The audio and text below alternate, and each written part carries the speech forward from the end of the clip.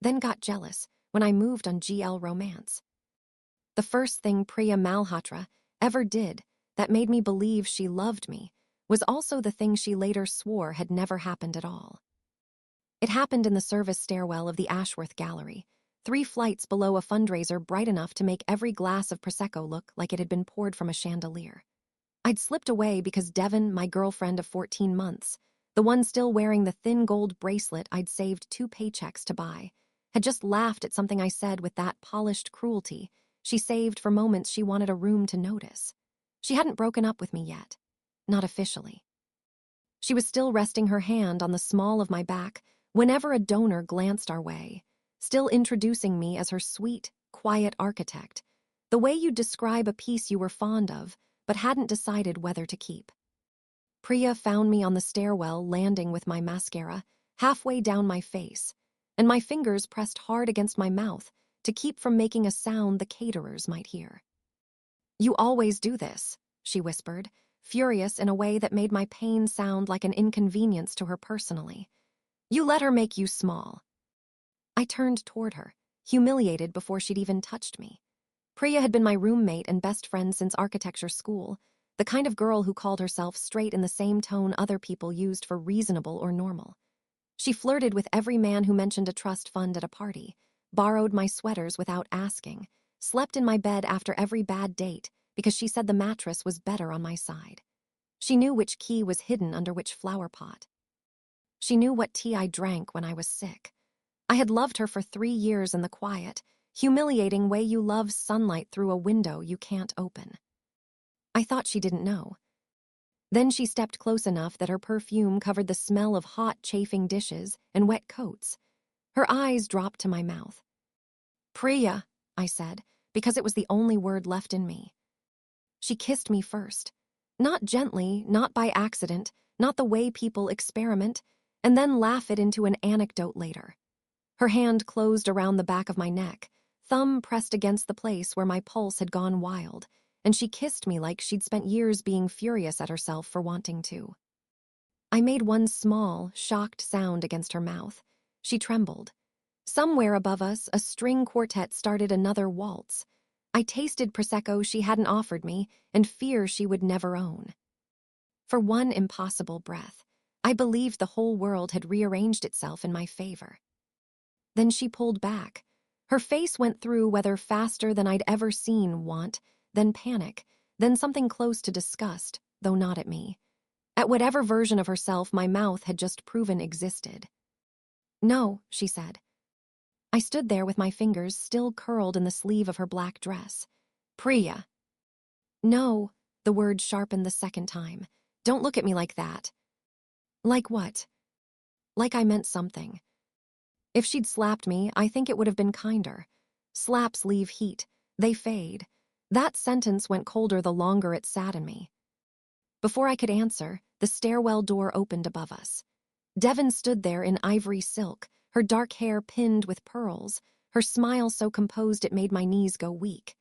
Behind her was Callie, my other closest friend, the woman who'd held my hand 2 nights earlier while I cried about Devon pulling away. Callie wouldn't meet my eyes. Devon looked from my mouth to Priya's. Her smile didn't break, it widened. "Well," she said softly, "this explains so much."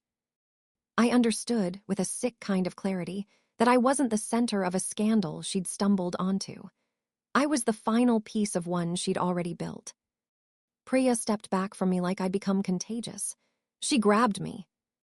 The words landed so quietly, it took a second for them to register. The stairwell had strange acoustics. It swallowed the music from upstairs and sharpened whispers into something almost violent. A server on the landing above froze mid-step with a tray of empty flutes. "What?" I said. Priya's eyes were bright and wet and terrified, but her voice came out steady. "I came to check on her, and she kissed me. I didn't want to make a scene." I couldn't breathe. It wasn't that I'd expected bravery from her. I knew Priya's cowardice intimately, had watched her laugh along at jokes that cost me something because the room laughing was important to her, had watched her introduce me to men who could get her a gallery show as my roommate. She's into buildings. but some foolish, loyal part of me had believed there was a line she wouldn't cross while looking directly at my face. There wasn't. Devon walked forward and rested a hand on Priya's shoulder, possessive, tender, performed perfectly for the small audience gathering above us. "Oh, Priya, you should have said something." Priya flinched but didn't step away. Callie finally looked up. Her face was a knot of guilt and relief. She'd chosen her side, and it wasn't mine. "I said Devon's name once. I think I meant it as a plea. I think some part of me still wanted my girlfriend to remember the woman who'd brought her soup during finals, who'd stayed up with her through a portfolio review meltdown, who'd kissed the callus on her thumb from years of drafting pencils and called it proof of a life well built." Devon only sighed, the way you sigh at someone who's disappointed you in front of company. "Iris, I've told you we needed space. Your attachments become a lot."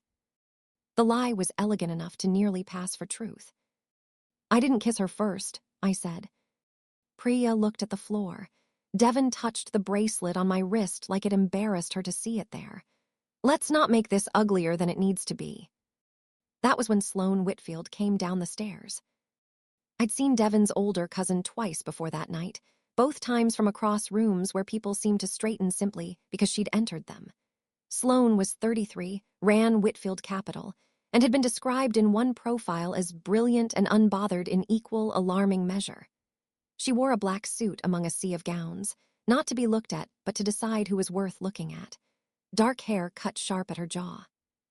A face built for close reading, high cheekbones, a mouth that gave nothing away, the kind of composed beauty that made people search themselves for flaws. The stairwell quieted around her. Devon's smile twitched. "Sloane, this isn't." "I heard enough." Sloane's voice was low, almost bored, and somehow far more frightening than a shout. Her eyes moved past Devon, past Priya, and landed on me. Not on my ruined mascara, not on the cheap dress I'd hemmed myself the night before. On me. "What happened?" I almost laughed. No one had asked me that all night. They'd asked each other. They'd watched Devon narrate me into something disposable, accepted Priya's fear as evidence and my shock as guilt. My mouth opened. Nothing came. Sloane's gaze shifted to Priya. "You first." Priya paled. Devon stepped between them. "My cousin isn't on trial here. She's lying inside my family's fundraiser." "That makes her my problem."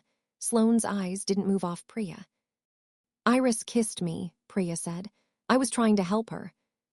Sloane was quiet long enough that the quartet upstairs finished one waltz and started another. "You're very bad at lying," she said finally. Priya's face burned. Devon's tone sharpened. "That's enough." "No," Sloane turned to her. "Enough was you using a family fundraiser as a hunting ground for your boredom. Enough was dragging students and staff and scholarship fellows into your theater."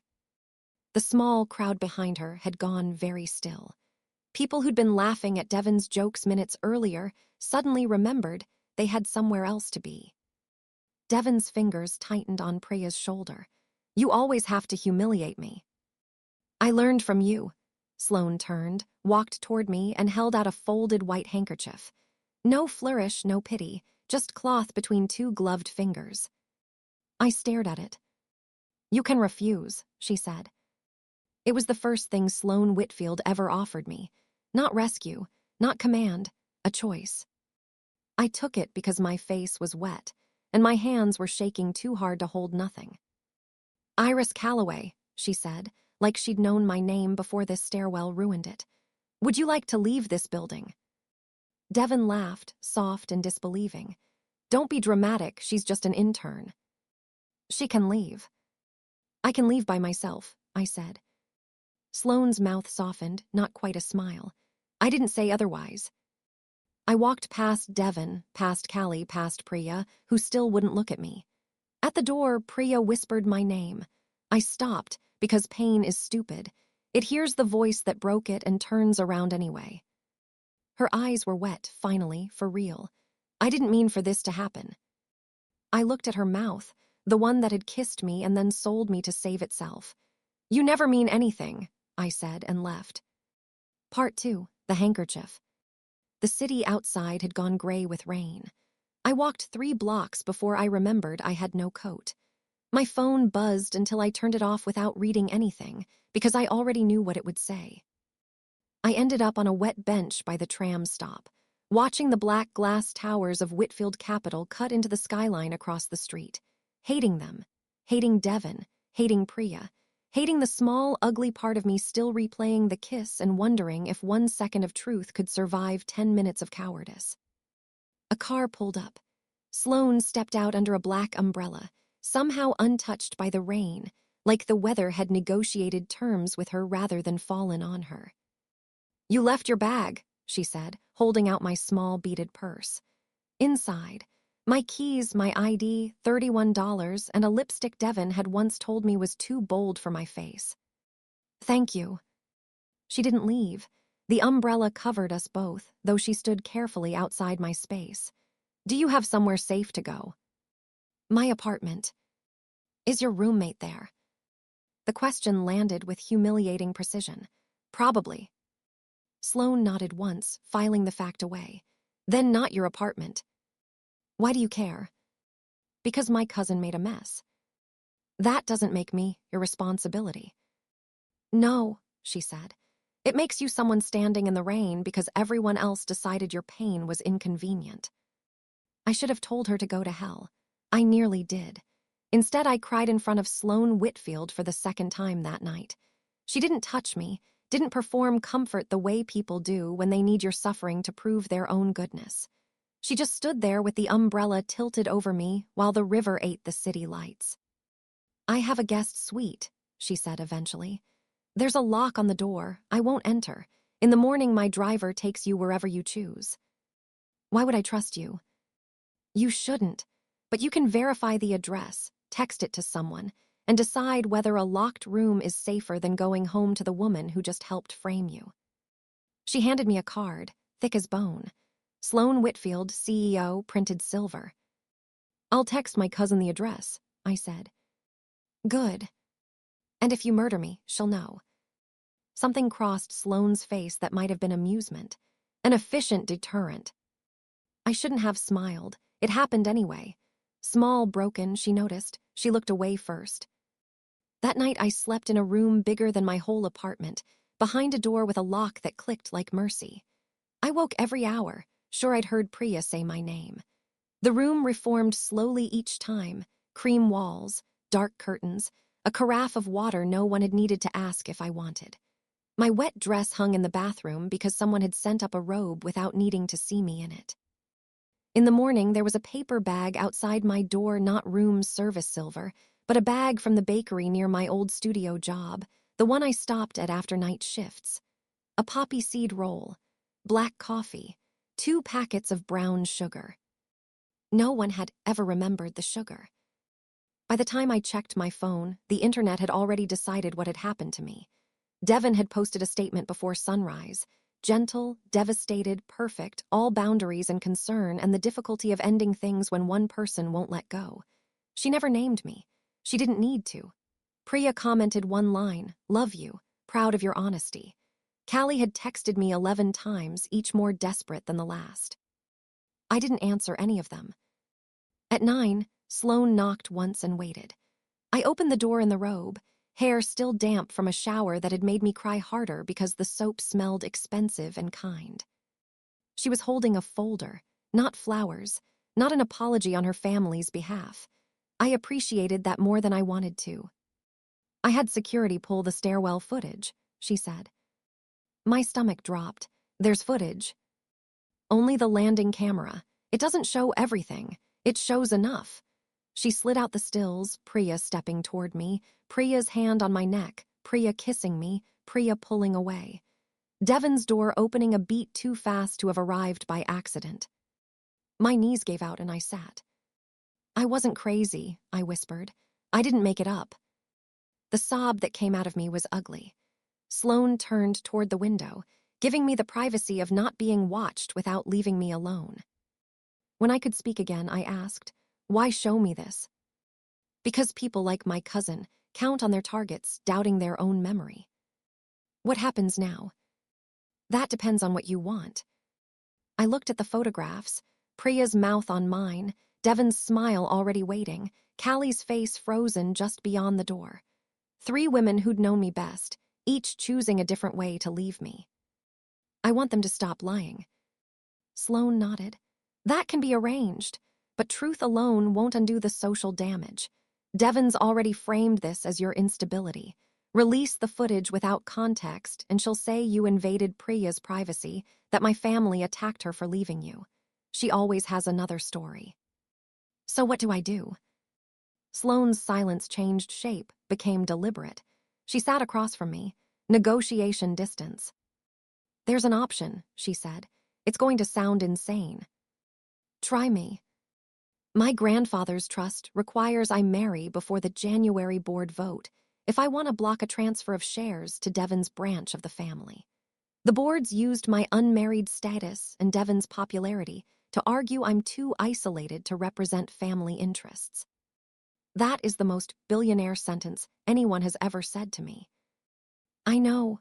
A faint, involuntary curve at her mouth. If I marry someone Devon's recklessness has publicly harmed, the story stops being about my supposed coldness. It becomes about her conduct. I secure the vote. You get legal protection, housing, representation, and the ability to go back to your job without being treated as a liability. You're asking me to marry you. I'm offering a contract. 6 months minimum, separate rooms, required public appearances, full financial independence, no intimacy expected or implied. You end it whenever you feel unsafe. My laugh came out thin. Do all Whitfields propose with evidence folders? No, Devon usually proposes with jewelry and lies. I shouldn't have found that funny.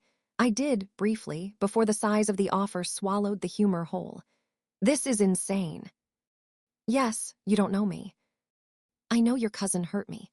I know you're offering me a way out of it. I know you told the truth when lying would have been easier, Sloane said. I know you've been carrying 2 colleagues' credit on a restoration project without complaint for 8 months because your supervisor kept submitting your renderings under his name. How do you know that? I read reports. That is not a normal answer. I'm rarely accused of normal. She stood before I could ask what she'd meant by my grandfather's trust or the flicker of something old and unhealed behind her eyes when she'd said it. You don't have to decide now. How long do I have? Until Friday. It's Monday. Yes. You give terrible deadlines. I give realistic ones. At the door, she paused. Iris, if you refuse, I'll still release the footage with your consent. I'll still see your job protected. The contract isn't the price of my help. That should have made the offer less dangerous. It made it worse, because it was the first time in days someone had handed me power without a hook hidden underneath it. Part 3, the terms of staying. I signed on Wednesday, not entirely because of Priya. That's what I told myself, and like most lies that keep a person moving, it held enough truth to function. I signed because my name had been dragged through rooms I couldn't enter to defend it. I signed because Devon built her power out of stories, and for once I wanted one sharp enough to cut back. The ceremony happened at the courthouse 2 days later, marble floors, unkind fluorescent light. My cousin Danny cried through the whole thing and whispered that if the rich woman ever hurt me, she'd key every car in her garage. I own 11 vehicles, Sloane said solemnly. Danny glared at her. Then I'll be busy. I respect commitment. I laughed during my own fake wedding. Sloane looked at me, and for one dangerous second the courthouse, the contract, the whole engineered revenge blurred into something almost real. Her thumb brushed the edge of the ring she slid onto my finger, a plain platinum band, nothing performing romance. Too plain, she asked quietly.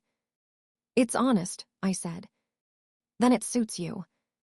No one had ever called me honest like it was a beautiful thing before.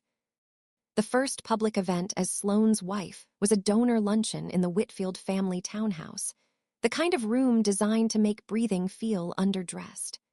Sloane found me in the library 20 minutes before guests arrived, trying not to look like a girl wearing borrowed armor. You can leave, she said. We just got here. That would make the marriage look fake. It is fake. The words shouldn't have stung. They did. Sloane noticed, of course she did. I mean, the performance is fake. Your discomfort isn't. If this room asks too much, we go. You always do that, I said. Do what? Give me exits. Does that bother you? No, I'm just not used to doors opening from the inside. Her gaze dropped, briefly, to my mouth, then returned to my eyes with visible effort. Talia arrived, I mean Devon. My mind kept confusing the sharpness of the room with the sharpness of her. An hour late, in red, which was her way of making an entrance twice. Priya trailed beside her in pale blue, and Callie hovered near the edge like gilt with a wine glass. Lunch became a battlefield conducted in China. Devon told charming stories with small blades folded inside them. My old supervisor, seated 3 chairs down for reasons only cowards understand, smiled at me with wet sympathy. So, Iris, will the marriage distract you from work, or has it become part of the strategy? The old me would have looked at the tablecloth. This time I lifted my water glass and took a slow sip. My work survived under someone else's name for 8 months, I said. I think it'll survive under mine. Someone gasped.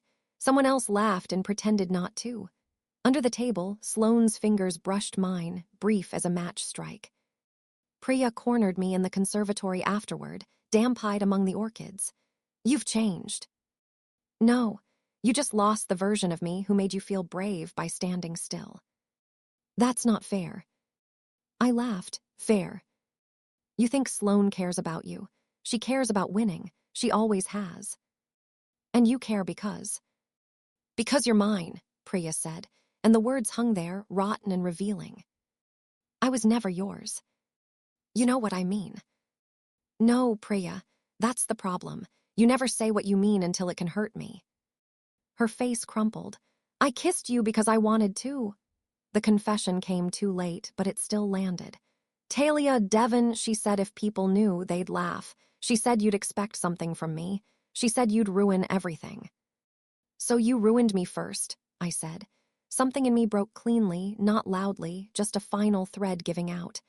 I would have held your hand through that fear. You used mine to climb out of it. I miss you, Priya whispered. The door opened. Sloane stood there. Priya's eyes flicked between us. Do you always follow your wife? No, Sloane said, looking at me first. I was looking for her, there's a difference. I walked past Priya and chose the door. That was the moment I understood the contract had become dangerous. Not because Sloane could trap me, but because I was starting to want to stay. Part 4, Toast at Midnight. Living with her made the wanting worse. Her penthouse occupied the top 3 floors of a building over the river, dark wood, pale stone, windows that turned the city into a quiet constellation. Every morning coffee appeared exactly how I liked it. If I skipped dinner, her housekeeper, a formidable woman named Mrs. Ape, appeared with soup and the weary patience of a general managing fools she loved anyway. One night I found Sloane in the kitchen at 2 a.m., barefoot in black silk trousers, eating toast over the sink like a guilty teenager. This isn't evidence, she said when she saw me. Of what? That I'm human. Too late. I poured water for something to do with my hands. There was a small pale scar on the inside of her wrist. She noticed me noticing and her hand tightened. Board meeting, I asked. Family meeting, worse. Did they yell? My mother doesn't yell. She performs disappointment in complete sentences. We stood in the dim kitchen, the fridge humming like a nervous witness. Priya told me you only care about winning, I said. Something in her face closed slightly. She's not entirely wrong. I built my life around winning because losing in my family meant being used. Then one day winning became indistinguishable from being alone. Are you lonely? I asked. That's not a strategic question. No. She looked at me. The space between us seemed smaller than a moment ago. Yes, she said. I wanted to cross the kitchen. I wanted to touch the scar on her wrist and ask who taught her to hide pain so elegantly. I stayed where I was because wanting didn't give me rights. Me too, I said. Her expression didn't soften so much as deepen. Then perhaps we should stop eating alone over sinks. So we did.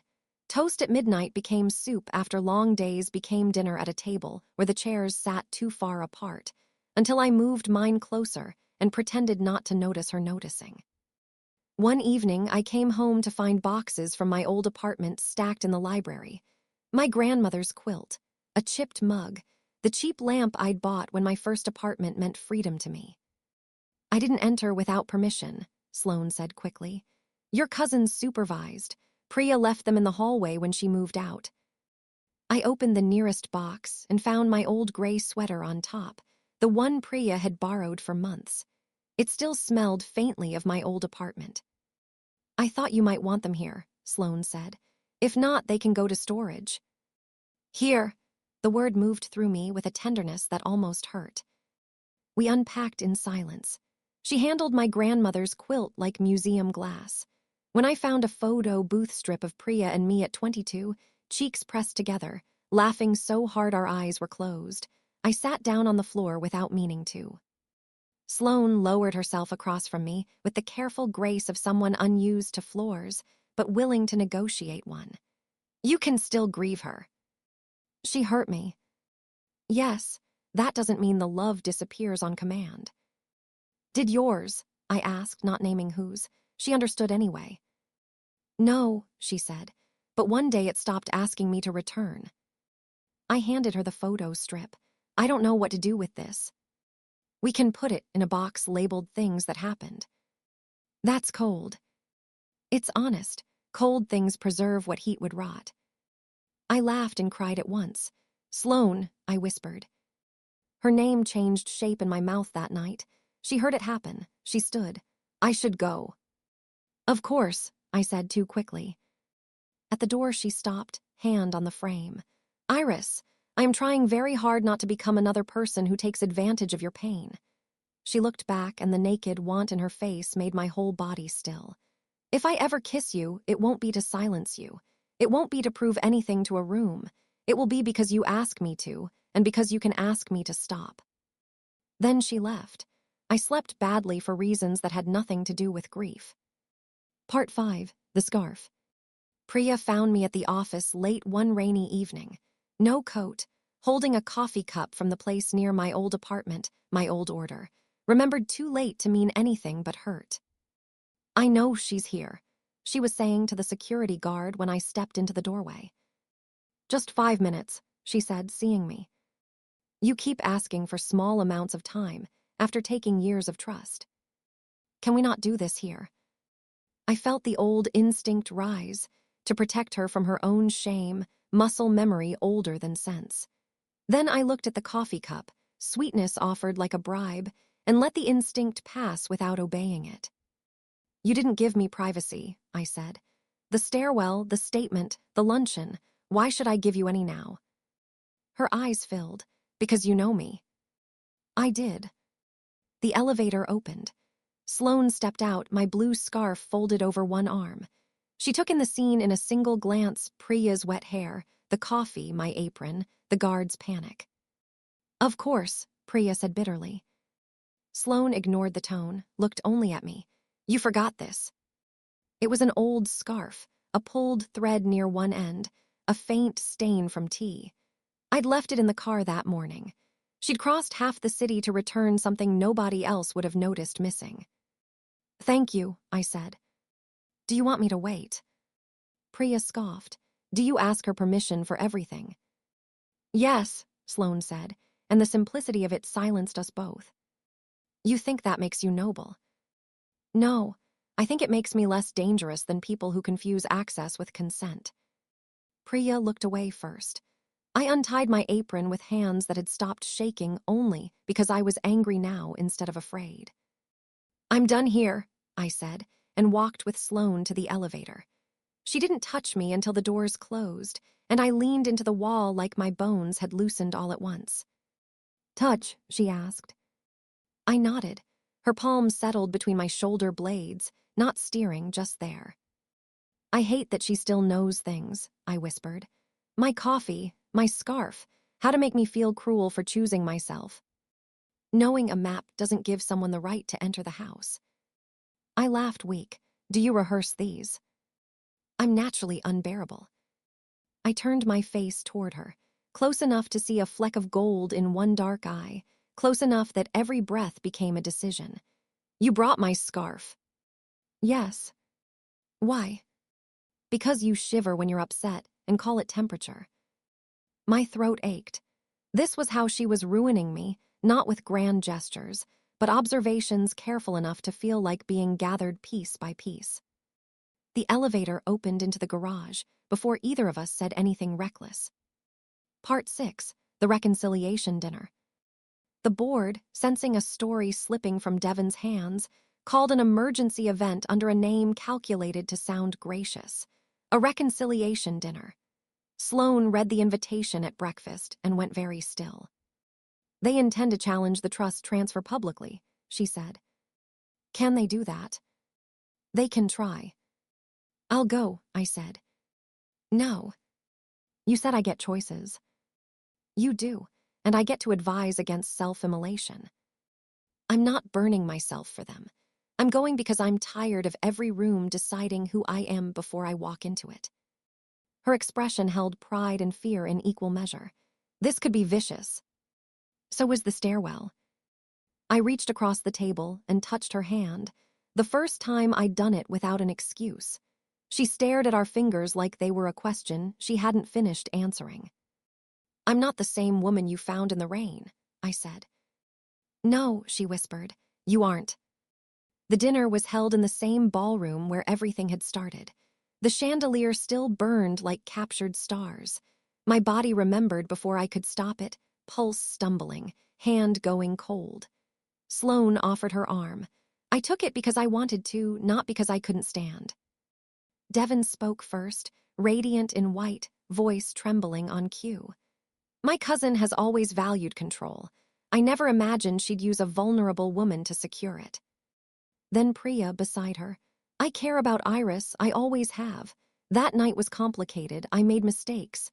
But I know her, she's loyal, she gets attached. And Sloane knows exactly how to use that. There it was, the soft knife. Attached, vulnerable, loyal. Words that sound kind right up until they close like a cage. The old me would have gone numb. This me stood, and Sloane's hand shifted to stop me, then opened instead. Choice. I walked to the podium. Priya stepped back, because some part of her already knew I'd learned how to stop moving around her fear. I was vulnerable, I said, my voice shaking. I was loyal. I did get attached. None of that made me a liar. I looked at Priya. You kissed me first. You were afraid afterward. I understand fear. It lived in my throat for years. But fear doesn't give you the right to hand your consequences to someone else. I turned to Devon. You didn't leave me gently. You staged a scene because you wanted sympathy before I had language for what happened. You called me unstable because you knew people trust beautiful cruelty when it speaks softly. Then I looked at my wife, standing motionless beneath the chandelier. Our marriage began as a contract. That part's true. It gave me legal safety. It didn't make me love her. No document does that. No board vote does that. No revenge does that. My voice broke on the last word. I love her because she gave me exits until I learned I could choose to stay. Because the first thing she ever offered me was a handkerchief, and the second was proof, and neither one came with a demand. Silence. Then, from the back of the room, my cousin Danny started clapping, one furious, proud pair of hands. Mrs. Ape joined her. Then a colleague from work. Then a donor who'd never liked Devon. The applause spread, uneven and undeniable, until Devon stood at the podium with all her elegance and nothing left to hide behind. I stepped down and walked toward Sloane. For a second, she didn't move. Then she met me halfway and the room disappeared.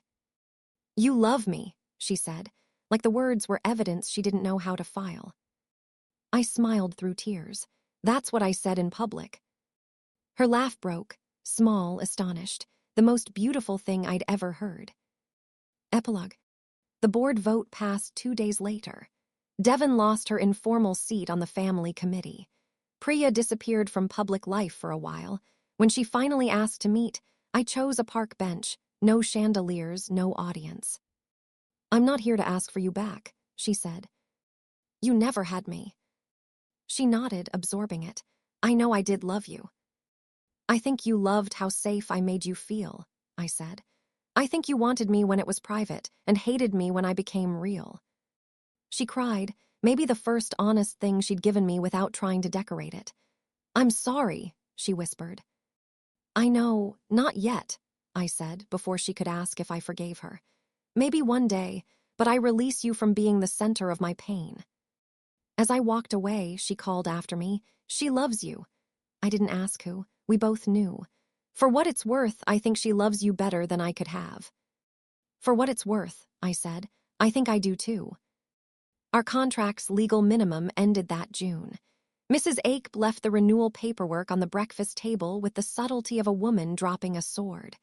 Sloane stared at it. I stared at Sloane. I had them draft a dissolution agreement too, she said, too calm. I opened the folder.